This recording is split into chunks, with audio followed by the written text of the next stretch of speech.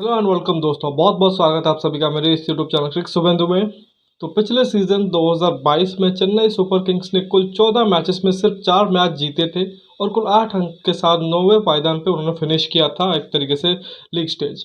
Playoff में qualify नहीं कर पाए थे दूसरी बार, लेकिन इस सीजन शुरुआत के 7 मैचेस में उन्होंने 5 मैच जीत के 10 पॉइंट के साथ अभी टेबल टॉपर्स हैं करेंटली। अगर आप देखें तो आज के दिन तक चेन्नई सुपर किंग्स जो कि ये वो पॉइंट्स टेबल के टॉप पे बनी हुई है। तो इसमें ज़बरदस्त टर्न अराउंड का क्या सीक्रेट रहा है और किस तरह से चेन्नई सुपर किंग ने टर्न अराउंड किया है एक साल में, उसके बारे में बात करेंगे। क्योंकि कल मैच था कोलकाता के घर ईडन गार्डन्स में, लेकिन चेन्नई सुपर किंग्स की पूरी पूरी जो फैन आर्मी है वो कल छाई हुई थी ईडन गार्डन्स में। जो सपोर्ट था सीएसके के लिए, एमएस धोनी के लिए, वो ज़बरदस्त था।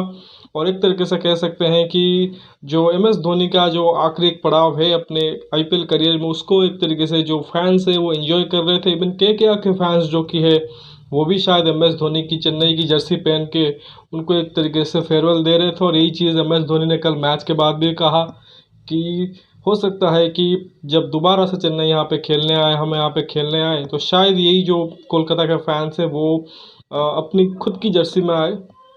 लेकिन आज वो सिर्फ मेरे लिए, मेरे को फेयरवेल देने के लिए ही चेन्नई की जर्सी पहन के हमें इतना सपोर्ट कर रहे हैं। तो कहीं ना कहीं शायद के फैंस को भी एक अंदाज़ा है कि लास्ट टाइम पे वो एम एस धोनी को ईडन गार्डन्स में खेलते हुए देख रहे हैं। तो ऐसे में उन सभी ने एक तरीके से बहुत ही अच्छा सपोर्ट दिया है और चेन्नई ने उनको निराश भी नहीं किया है। बहुत ही शानदार मैच उन्होंने 49 रन से के को हराया है और आईपीएल 2023 का सबसे बड़ा स्कोर खड़ा किया था कल, 235 रन, जिसमें ऑब्वियसली सीएस के सभी बैटर्स ने कंट्रीब्यूट किया था। बाद में के ने कोशिश ज़रूर किया था, लेकिन चेन्नई सुपर किंग्स को एक तरीके से कहेंगे जीत मिली है और वो टेबल के सबसे ऊंचाई पे पहुंच चुके हैं, यानी कि टॉप पोजीशन पे राजस्थान रॉयल्स को रिप्लेस करके 10 पॉइंट के साथ अभी वो बने हुए हैं। और अभी जो प्लेऑफ का एक तरीके से लग रहा है कि कंफर्म हो गया है कि अगर वो कोई गलती ना करते हैं, लगातार मैचेस हारते नहीं हैं, तो हो सकता है कि इजीली वो क्वालिफाई भी कर जाए। लेकिन पूरे मैच के बारे में बात करेंगे, लेकिन एक सबसे पहले आपको आज एक बहुत बड़ा दिन है हमारे लिए, हम क्रिकेट फैंस के लिए, क्योंकि god of cricket Sachin Tendulkar sir ji का आज बर्थडे है, 50th बर्थडे है शायद। जो सबसे धीमी हाफ सेंचुरी उन्होंने पूरी की है अपनी। यूँ तो उन्होंने बहुत से शतक, अर्धशतक इंटरनेशनल क्रिकेट में जड़े हैं, लेकिन ये 50वीं बर्थडे उनके लिए स्पेशल है। और मतलब उनके बारे में क्या कहें, मतलब वो तो तब भी लेजेंड थे शायद। जब हम बच्चे थे, मतलब पैदा भी नहीं हुए थे, तब वो सुपरस्टार बन गए थे। 15 साल 16 साल की उम्र में एक तरह से क्रिकेट खेलना स्टार्ट किया था सचिन सर ने। और एक ट्रूली कहेंगे एक आइकॉन, एक लेजेंड, मास्टर हम कहते हैं, मास्टर ब्लास्टर। और साथ ही में शायद इंस्पिरेशन फॉर, मतलब एवरीवन, जितने भी आई थिंक क्रिकेट को फॉलो करते हैं, नहीं भी करते वो सचिन सर को जानते हैं। सचिन मतलब एक बहुत बड़ा शख्सियत इंडियन क्रिकेट में, इंडिया वर्ल्ड क्रिकेट में कहे, इवन पूरी दुनिया, जैसा कि कहा कि जो क्रिकेट देखता भी है नहीं भी देखता है वो सचिन सर को जानता है। तो उनको उनके 50वीं जन्मतिथि पे बहुत बहुत बधाई है। और हम वी आर ब्लेस्ड कि सचिन सर हमारे कंट्री के लिए खेले, हमारे कंट्री में पैदा हुए हैं। तो बहुत बहुत एक तरीके से बधाइयाँ। और होपफुली आई थिंक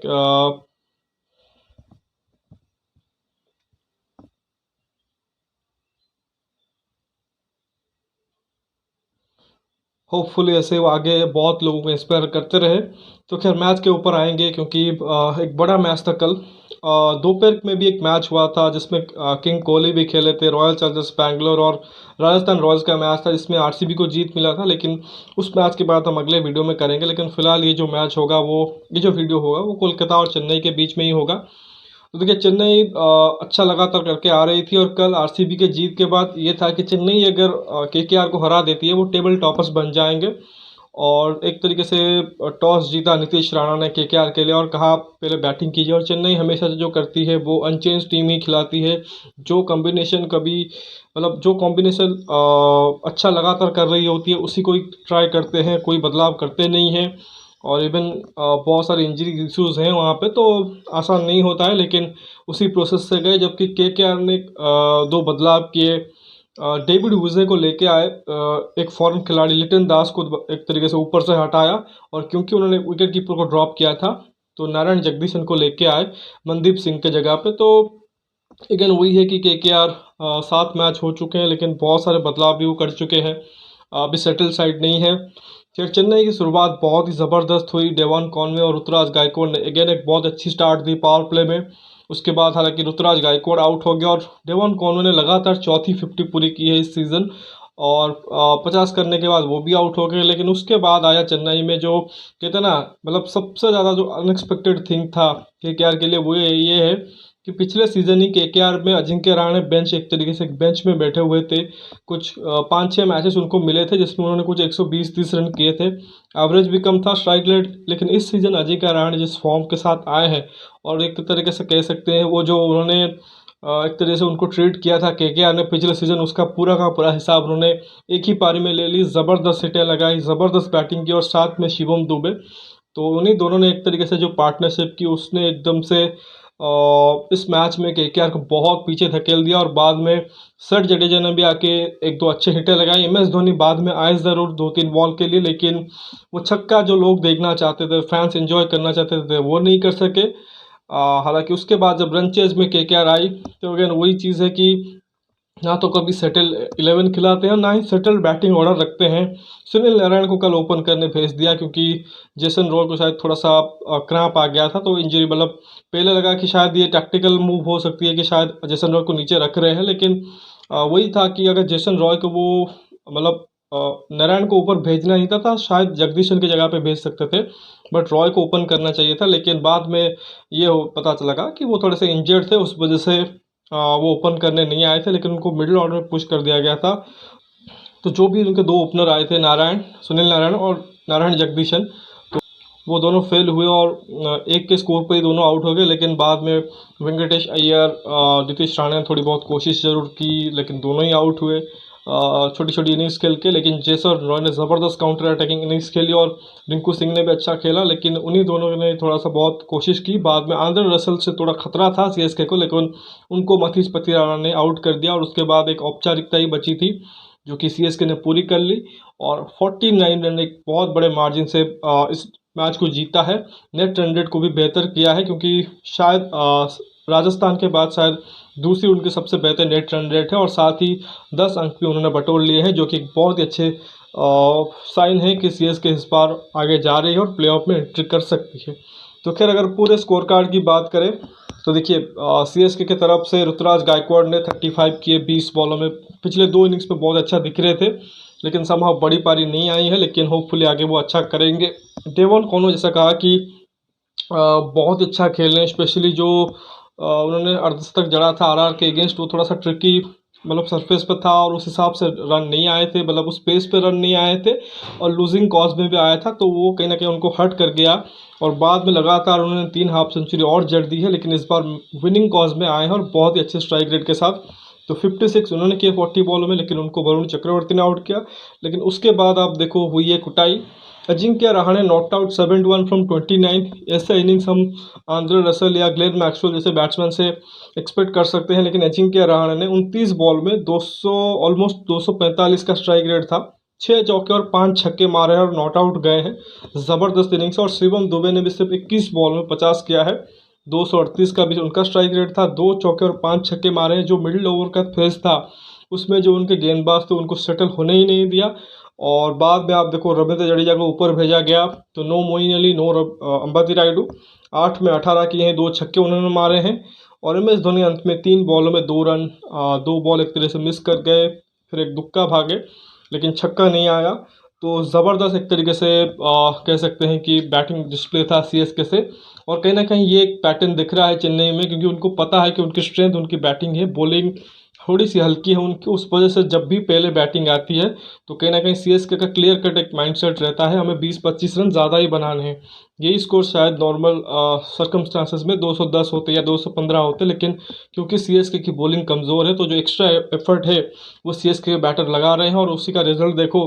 पहले बैटिंग किए हैं 4 दफ़ा सीएसके ने, और उसमें आप देखो कि 3 दफ़ा उन्होंने 210-15 से ऊपर ही स्कोर किया है, और तीनों मैचेस वो जीते हैं।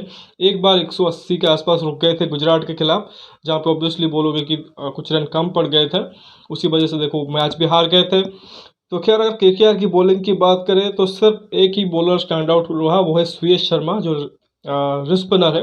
उन्होंने गायकवाड़ को आउट किया और 29 रन दिए हैं 4 ओवर में, तो इक्वल रहे। लेकिन सभी जो दूसरे गेंदबाज थे वो पिटे हैं, उमेश को 3 में 35 और 3 में 38 पड़े हैं डेविड विजय जो कि आज खेल रहे थे। वरुण चक्रवर्ती 4 ओवर में 49 रन देके एक आउट किया है और कुलवंत खेजरोलिया ने 3 में 44 दिए, हालांकि 2 रन आउट किए हैं। सुनील नारायण को सिर्फ 2 ही ओवर के लिए लाया गया, उसमें उनको 23 रन पड़े हैं और शायद ये बेहतर कर सकते थे कि नारायण को थोड़ा और यूज़ कर सकते थे शिवम दुबे या अजिंक्य रहाणे के सामने, लेकिन वो नीतीश राणा ने वहाँ पर कह सकते हैं गलती की, क्योंकि भले ही आपकी जो मेन गेंदबाज है उनको रन पड़े, लेकिन उनको आपको यूज़ करना चाहिए। जहाँ पे आप देखो खेजरिया हो गए या विजय हो गए, उनको रन पड़े हैं तो आपको आपके की स्पिनर जो कि थे नारायण, उनसे गेंदबाजी करानी चाहिए थी। बाकी एक ओवर आंद्रे रसल ने डाला, उसमें भी 17 रन पड़े हैं, तो ठीक ठाक पड़े उनकी भी हुई है। इस ज़बरदस्त बैटिंग डिस्प्ले के बाद अब बारी था कि किस तरह से चेन्नई उनको रोकती है, और जब 235 बोर्ड पे लगे होते हैं ना, तो आपको चाहिए स्टार्ट अच्छा हो, लेकिन वहीं पे एक तरीके से कहेंगे केकेआर ने गलती कर दी। चलो जेसन रॉय इंजर्ड थे, क्रैम्प आई हुई थी, तो उसमें आप वेंकटेश अय्यर से ओपन करा देते, लेकिन उन्होंने ओपन कराया सुनील नारायण से और नारायण जगदीशन से। और नारायण 3 बॉल में 0 है और जगदीशन 3 में 1, एक ही के स्कोर पे वो दोनों ही आउट हो गए। पहले आकाश सिंह ने बोल्ड मारा सुनील नारायण को, फिर तुषार देशपांडे के बॉल पे एक रविंद्र जडेजा के बहुत अच्छे कैच ने जगदीशन को आउट करा। और जैसा कि कहा कि बाद में वेंकी अय्यर ने 20 में 20 किए हैं और राणा जी ने भी 20 में 27 किए हैं, तो थोड़ा बहुत उन्होंने ज़रूर स्टार्ट किया अच्छा, लेकिन उस पेस पे रन नहीं आए और एक समय थोड़ा सा वो धीमा ही चल रहे थे, क्योंकि कुछ 7 ओवर में 46 रन के आसपास हुए थे। और जैसा कहा कि वहाँ पे तीसरा विकेट गिरता है तो बहुत धीमा चल रहे थे पावर प्ले में। और हालांकि उसके बाद जेसन रॉय आए नंबर 5 पे और उन्होंने 26 बॉलों में 61 किए हैं। तो अजिंक्य रहाणे शिवम दुबे ने जो काम किया वही काम रॉय ने किया। 5 चौके और 5 छक्के मारे हैं, जिसमें वो भाग भी नहीं पा रहे थे क्योंकि इंजर्ड थे, तो वो सिर्फ छक्के चौके से डील कर रहे थे। लेकिन उनको महेश दीक्षित ने बोल्ड मारा, बहुत अच्छा आई थिंक यॉर्कर डाला स्पिनर ने। बाकी रिंकू सिंह ने भी अंत तक खड़े रहे, 33 बॉलों में 53। तो यहाँ पे शायद अगर आंद्रे रसल उनका साथ दे पाते, जो कि 6 बॉलों में 9 रन, एक छक्का ज़रूर मारा है, लेकिन वहाँ पर वो उनका साथ देते तो शायद मैच जो कि वो क्लोज जाता। क्या पता कि सीएसके की बॉलिंग जो कि डेथ बॉलिंग थोड़ी सी कमज़ोरी है, उस पर वो शायद यूटिलाइज कर सकते थे, क्योंकि हमने देखा है रिंकू सिंह को 5 छक्के मारते हुए और आंद्रे रसल का भी पास भी वही क्वालिटी है। लेकिन चेन्नई का आज दिन था, तो रसल को जैसा कहा पथिराना ने आउट किया, फिर डेविड विजय भी कुछ कर नहीं पाए, उन वो बने तुषार देशपांडे के शिकार। उसके बाद भी देखो कुछ खास बैटिंग रही नहीं चेन्नई की तरफ से। और आप देखो तो अगेन बॉलिंग वाइज देखोगे, स्पिनर उनके पास अच्छे स्पिनर है, लेकिन वो एज ए मतलब टैक्टिकली एम एस धोनी उनको यूज़ करते हैं, कब उनको लाना है कब उनको रोकना है उस हिसाब से यूज़ करते हैं। जैसे कि आज देखो कि आज थिक्शन ने 4 ओवर किए हैं, 32 रन देके 2 आउट किए हैं, और जडेजा और मोइन अली को वो सिचुएशन के हिसाब से यूज़ करते हैं, क्योंकि आज जडेजा अच्छा कर रहे थे, 3 में 34 दिए हैं, एक आउट किया तो उनको यूज़ किया।